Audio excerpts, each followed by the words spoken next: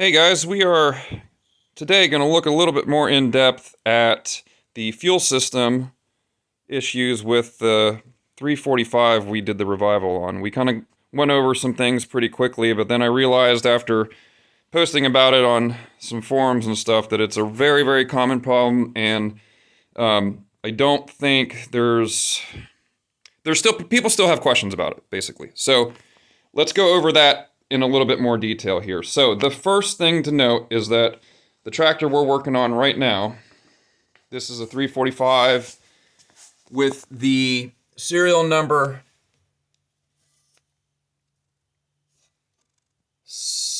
it's basically greater than 70,000, I guess. So this is a 99 model.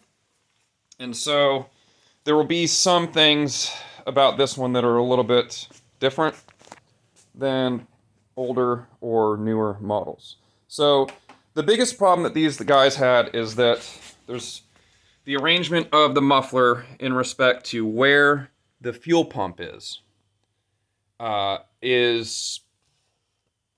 not really uncommon, but the problem is that the fuel pump that was on here, now you'll see we have a block off plate. The fuel pump that was on here has a vent. We'll grab that here, I'll show you. So basically this fuel pump has a vent hose that comes out and will drain any excess fuel out this hose. But what will happen is where it's mounted, it will pour out of the fuel pump, spray this entire area that's a smoking hot exhaust with fuel, and that will make the entire unit catch fire very quickly. So, a vertical shaft engine with a muffler right here and a carburetor right here and all this fuel system stuff right next to the exhaust and above it is not uncommon, but the problem is that these fuel pumps are prone to failure, and when they fail, they spew out this hole right here. So the first thing to do is make sure that your fuel pump has a proper drain that drains, at least, if you're not going to replace the fuel pump like we did, at least make sure that it drains through the frame. It's got a hose coming down and drains through the frame. Same thing with your carburetor. Make sure it has a drain that goes down and clears the frame and goes down into the, onto the ground, not onto the muffler. What I recommend, though, is that since these pumps are not cheap, and since they're kind of in a crap spot, to be honest, they're all the way up in here. You gotta take the hood off, you gotta take this stuff off to work on them. It makes all of the fuel system plumbing kind of a pain. Since they're expensive and also prone to failure, I wouldn't trust an aftermarket one on here for long. What I recommend, and what we did on this one, is to make a block-off plate. You could just leave the pump there.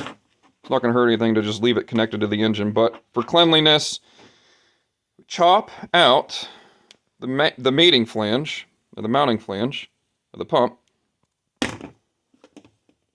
Fill the cavity with some epoxy. Bolt that guy back on with your spacer and everything that was on there. To clean up that area, basically, just make it less complicated. It doesn't need to have a fuel pump there anymore. And then relocate your system T so that it's up over here. And then put in either an electric pump, or you could run a pulse pump on this too if you wanted to grab the crankcase pulse.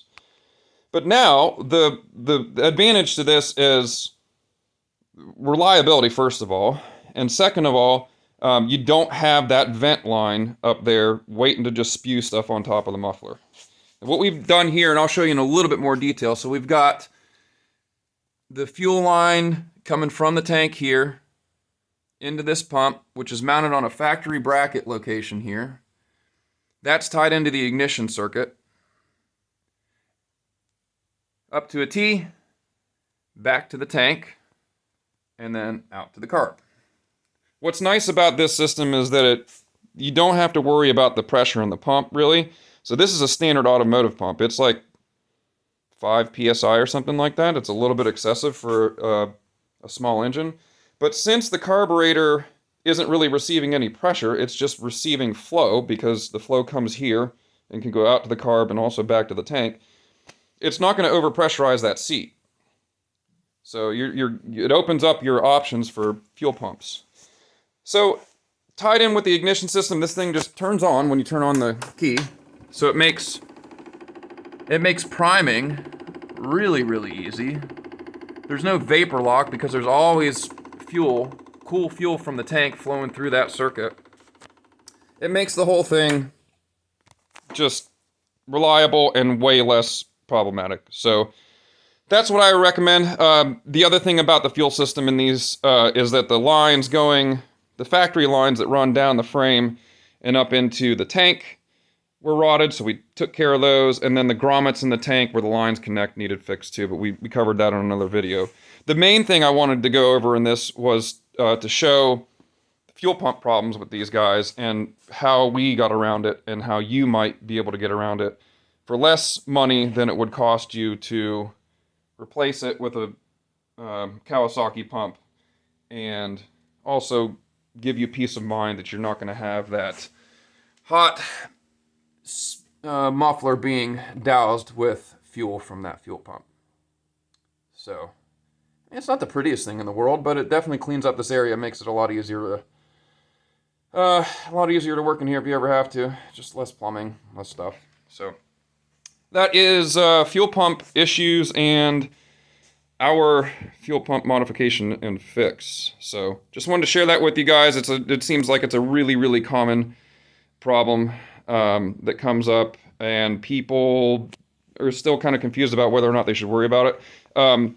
I will say that they had two different designs of the pump where they changed vent location to make this port in a different spot to help with that problem. So, depending on your year, you may have one that basically shoots it right onto the muffler, and you may have one that shoots it down and into the frame. Either way, not taking my chances with it. I recommend you don't take your chances with it either. There's other ways of dealing with the problem. So anyway, that's it, guys. Thanks for sticking around, and we'll be back with some more technical data on our 345 revival that we did here. So that'll conclude the fuel system. Thank you for watching, and we'll be back.